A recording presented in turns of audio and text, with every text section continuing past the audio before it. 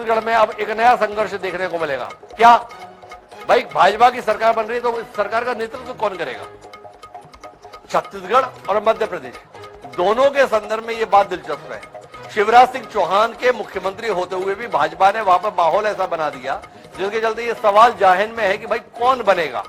और छत्तीसगढ़ में तो चूंकि कोई नेतृत्व था ही नहीं, तो तय बात है कि भाई कोई और नेतृत्व के तौर पर चेहरा अब तय करना ही होगा। क्या डॉक्टर रमन सिंह को भाजपा फिर मौका देगी जो 15 साल तक प्रदेश के मुख्यमंत्री रहे, या किसी नए चेहरे पर दाव लगाएगी? ये सवाल अब जहन में आने लगा है। इसका उत्तर आने वाले समय में मिलेगा। पर कुल मिलाकर भारतीय जनता पार्टी के राष्ट्रीय नेतृत्व ने ये मान लिया है कि छत्तीसगढ़ में हम सरकार बनाने जा रहे हैं। तो राजस्थान, मध्य प्रदेश और छत्तीसगढ़ ये 3 राज्य। देखिए, जनता द्वारा दिया गया जो मैंडेट है, अभी काउंटिंग चल रही है, बहुत जल्दी सारे राज्यों की काउंटिंग पूरी हो जाएगी।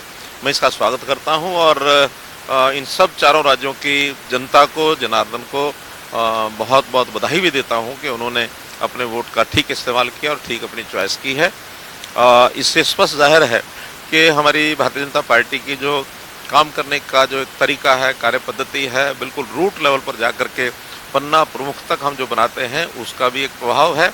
और अपने आप में केंद्र सरकार की नीतियां, प्रदेश सरकारों की जो नीतियां, जो उपलब्धियां, जो रूट लेवल पर बेनिफिट्स दिए जा रहे हैं, उसका भी जनता ने एक प्रकार से उसको रिकॉग्नाइज किया है, उसको पहचान दी है और उसके प्रति उनके एक मन में जो सद्भावना जागी है कि मोदी सरकार या भारतीय जनता पार्टी की प्रदेश सरकारें वो खूब अच्छे प्रकार से लोगों तक अपने बेनिफिट देते हैं।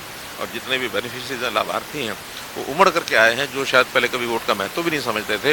अब उनको लगता है कि भारतीय जनता पार्टी की सरकारें आएंगी तो अच्छा डिलीवर करेंगे। कांग्रेस के लोग भी जिस प्रकार के नारे और जिस प्रकार की चीज़ों को उछालते रहे हैं, जनता ने उसको नकार दिया है। चाहे वो फ्री की चीज़ें देने की बात हो, चाहे गारंटी देने की बात हो, थोथे नारों से कुछ बनता नहीं हो, क्योंकि कांग्रेस का इतिहास रहा है, हमेशा नारों पर ही जीवित रही है।